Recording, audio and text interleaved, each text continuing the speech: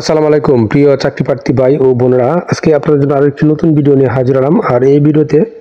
আমরা আলোচনা করব আইন, বিচার ও সংসদ বিষয়ক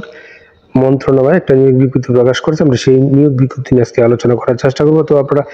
ধৈর্য সহকারে যদি সম্পূর্ণ ভিডিওটা দেখেন, আশা করি অবশ্যই উপকৃত হবেন। তো দেখেন, এখানে টোটাল 8টি পদে লোক নিবে।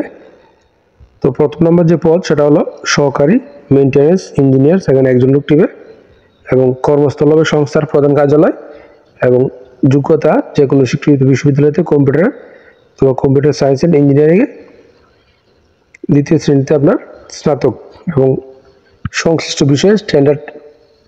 অ্যাপটিটিউড টেস্টে আপনাকে উত্তীর্ণ হতে হবে। 2 নম্বরে যে পদ আইনি পরামর্শ কর্মকর্তা, চুক্তিভিত্তিক 6 জন লোক নিবে,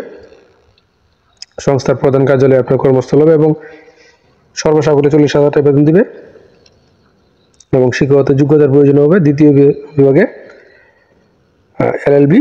সম্মান বা সমমান ডিগ্রি থাকতে হবে এবং আইনজীবী হিসেবে কাজ করার অভিজ্ঞতা যারা তাদের অগ্রাধিকার দিবে এবং আপনার 3 বছরের কোনো স্বীকৃত প্রতিষ্ঠানে কম্পিউটার বিষয়ে 3 মাসের প্রশিক্ষণ থাকতে হবে। 3 নম্বরে যাব ষাট মুদ্রাকরিক কাম কম্পিউটার অপারেটর, কম্পিউটার মুদ্রাকরিক একজন লোক নিবে, supreme court legal aid office আপনার কর্মস্থল এবং এই পদে শিক্ষাগত যোগ্যতা উচ্চ মাধ্যমিক সার্টিফিকেট পরীক্ষা উত্তীর্ণ হতে হবে এবং স্বাটলিপিতে আমরা গতি থাকতে হবে বাংলায় 45, ইংরেজিতে 70 এবং মুদ্রা করে বাংলায় 25, ইংরেজিতে 30 শব্দ গতি থাকতে হবে এবং অফিস সহকারী কাম কম্পিউটার অপারেটর পদে 2 জন লোক নিবে, সংস্থার প্রধান কার্যালয়ে আপনার কর্মস্থল এবং শিক্ষাগত যোগ্যতা দ্বিতীয় শ্রেণীতে স্নাতক এবং ওয়ার্ড প্রসেসিং টাইপিংয়ে প্রতি মিনিট বাংলায় 20, ইংরেজিতে 20 শব্দ গতি থাকতে হবে। 5 নম্বরে যে পদ অফিস সহকারী কাম কম্পিউটার মুদ্রাকরিক, এখানে 2 জন লোক নিবে, যে কোনো জেলা লিগ্যাল এইড অফিসে আপনার কর্মস্থল হবে এবং দ্বিতীয় বিভাগে উচ্চ মাধ্যমিক সার্টিফিকেট পরীক্ষা উত্তীর্ণ হতে হবে এবং কম্পিউটার ওয়ার্ড প্রসেসিং সহ টাইপিংয়ের গতি বাংলা 20, ইংরেজিতে 20 থাকতে হবে। সহকারী পদে একজন লোক নিবে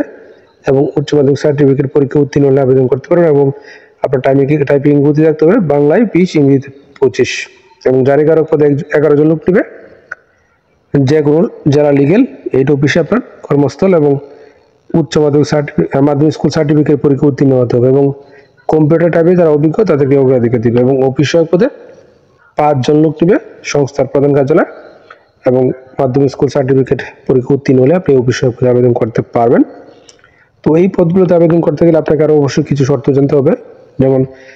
1 মার্চ 2025 তারিখে প্রার্থীর বয়স 18 থেকে 32 বছরের ভিতরে হতে হবে এবং প্রার্থীকে অবশ্যই জাতীয় পরিচয়পত্র দাখিল করতে হবে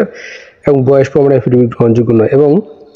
সরকারি, আধা সরকারি ও স্বায়ত্তশাসিত প্রতিষ্ঠানে কর্মরত চাকরি প্রার্থী থেকে অবশ্যই যথাযথ কর্তৃপক্ষের অনুমতি গ্রহণপূর্বক আবেদন করতে হবে এবং সকল পদের জন্য লিখিত মৌখিক পরীক্ষা গ্রহণ করা হবে এবং 1 থেকে 6 নং পদের জন্য বর্ণিত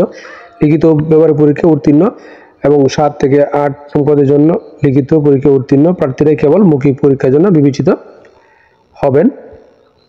তো এছাড়াও দেখেন আরও অনেকগুলো শর্ত দেওয়া আছে, আপনারা ভিডিওটা পজ করে সবগুলো শর্ত ভালোভাবে পড়বেন, পরে বুঝে শুনে আবেদনটা করবেন এবং আবেদন করার জন্য আপনার কোনো ওয়েবসাইটে প্রবেশ করতে হবে। ওয়েবসাইট হলো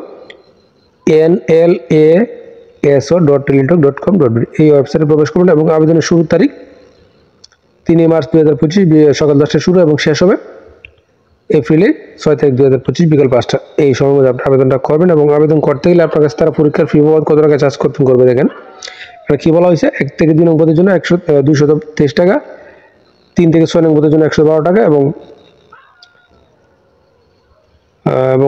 7 থেকে 8 নং পদের জন্য 56 টাকা চার্জ করবে। তবে সকল গ্রেডের অনগ্রসর ক্ষুদ্র নিগোষ্ঠী শারীরিক প্রতিবন্ধী তৃতীয় লিঙ্গের প্রার্থীদের ক্ষেত্রে 56 টাকা সকল গ্রেডে এবং আপনার মৌখিক পরীক্ষার সময় নিম্ন বর্ণিত কাগজপত্রতে আপনাকে প্রদর্শনপূর্বক মূল কপি প্রদর্শনপূর্বক প্রতিটি একটি করে সত্যায়িত অনুলিপি দাখিল করতে হবে। কী কী কাগজপত্র দেখেন এখানে কি বলছে, যাতে সকল শিক্ষাগত যোগ্যতা সনদপত্র, যোগ্যতা অভিজ্ঞতা সনদপত্র, ইউনিয়ন পরিষদ কর্তৃক নাগরিকত্ব সনদপত্র এবং সংশ্লিষ্ট কোটার দাবি সমর্থনে প্রার্থীকে অবশ্যই সর্বশেষ নীতিমালা অনুযায়ী যথাযথ কর্তৃপক্ষ সনদপত্র, ইউনিয়ন পরিষদ কর্তৃক 4টি সনদপত্র, জাতীয় পরিচয়পত্র, অনলাইনে পূরণকৃত আবেদন কপি। তো আশা করি বিষয়টা বুঝতে পারছেন। আপনারা প্রথমে এই নিয়োগ সম্পর্কে ভালোভাবে খোঁজ খবর নেবেন, সত্য মিথ্যা যাচাই করে তারপর বুঝে শুনে আবেদনটা করবেন। আর প্রতিদিন আপডেট চাকরির খবর পেতে অবশ্যই আমার চ্যানেল আর ফেসবুক পেজ এর সঙ্গে থাকবেন। ধন্যবাদ সবাইকে।